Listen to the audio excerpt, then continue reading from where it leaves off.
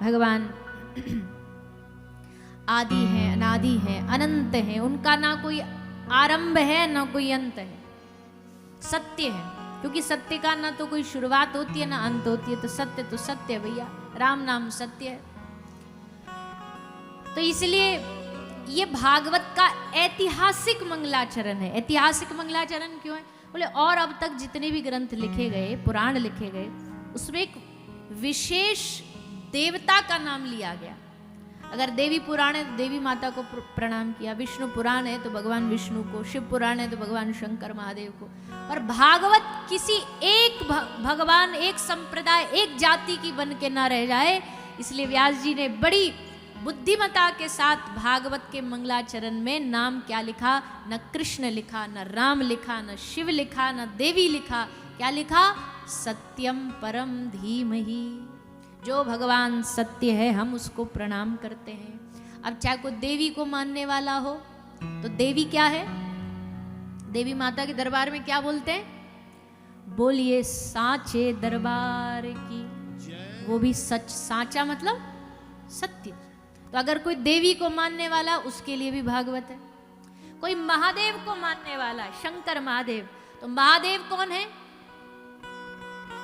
सत्यम शिवम सुंदरम। महादेव को मानने वालों के लिए भी भागवत है। राम कौन है? राम सच्चिदानंद दिनेशा, भगवान राम भी सत्य है। चलो कोई दूसरे धर्म वाला है, कोई सिख है, उसमें भी क्या कहते हैं? आद सच जुगाद सच, वहां भी सत्य है। हर धर्म, हर संप्रदाय किसी भी चीज से नकार सकता, पर सत्य से नहीं नकार सकता।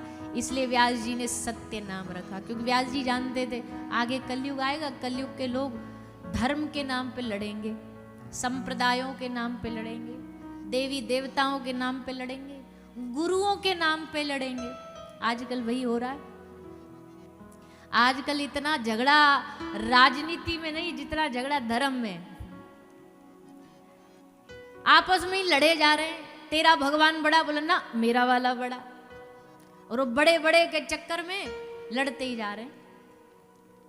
धर्म धर्म की लड़ाई हो रही, संप्रदाय संप्रदाय लड़ रहे हैं आपस में। तेरा संप्रदाय बड़ा कि मेरा बड़ा, तेरा तिलक बड़ा कि मेरा बड़ा। गुरु गुरु गुरु नहीं लड़ रहे आपस में, पर गुरुओं के जो चेला हैं वो गुरुओं को ले लेके लड़ रहे हैं। गुरु जी की आफत कर रखी है बेचारों की। वो वाली बात है, एक गुरु के दो चेला थे, तो बोले गुरु जी हम सेवा करेंगे। दूसरा बोला ना गुरु जी हम सेवा करेंगे। बोला ना हम चरण दबाएंगे। दूसरा बोला ना हम दबाएंगे। तो उसने कहा एक काम करो बेटा, दो पाँव में एक तू दबा ले, तू दबा ले, दोनों का बंटवारा हो जाएगा। तो दोनों बोले हाँ ये गुरु जी सही है। तो एक ने एक पाँव पकड़ा, एक ने एक पाँव पकड़ा, चरण दबाने लगे।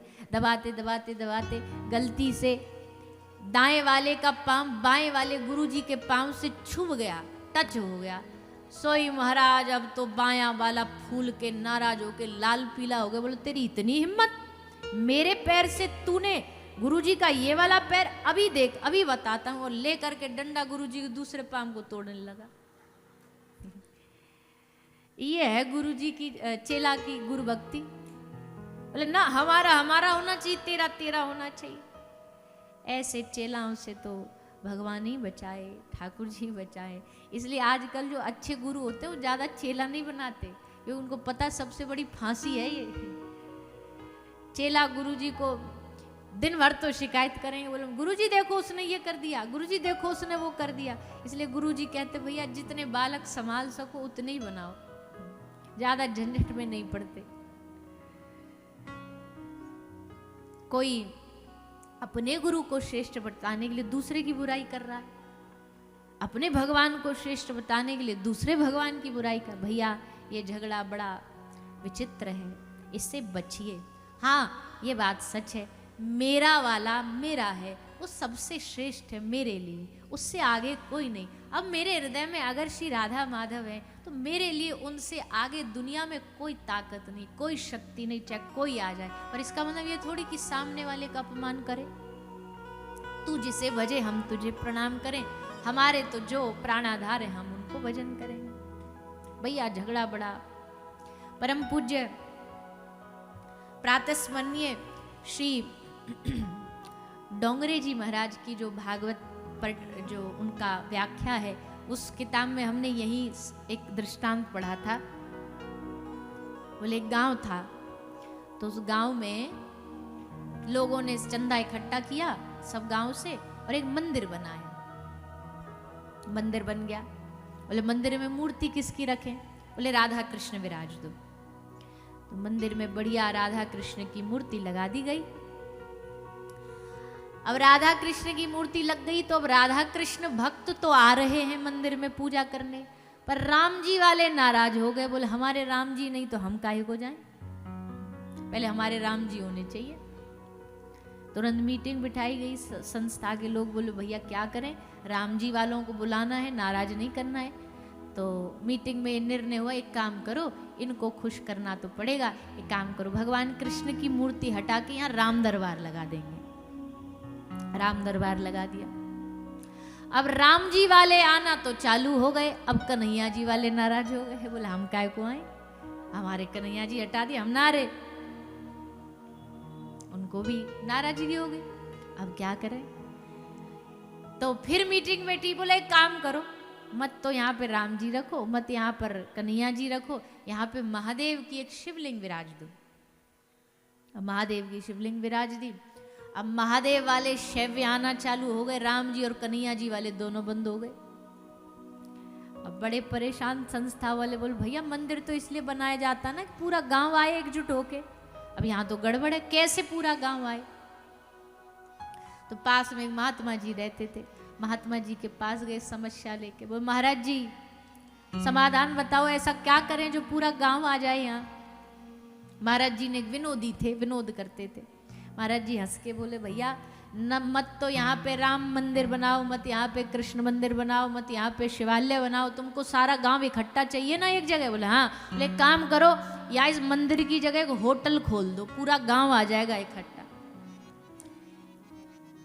लोगों ने कहा बात तो सही है।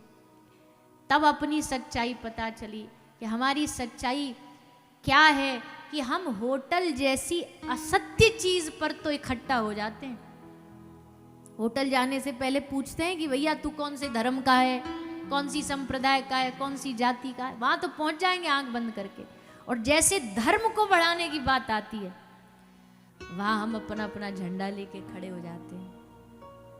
पर ऐसा नहीं होना चाहिए। हम सब सनातनी हैं, हम सबका एक ही धर्म है। अपने धर्म की सेवा करना, अपने अपने इष्ट की आराधना करना, लेकिन किसी भी प्रकार का कोई भेदभाव नहीं करना।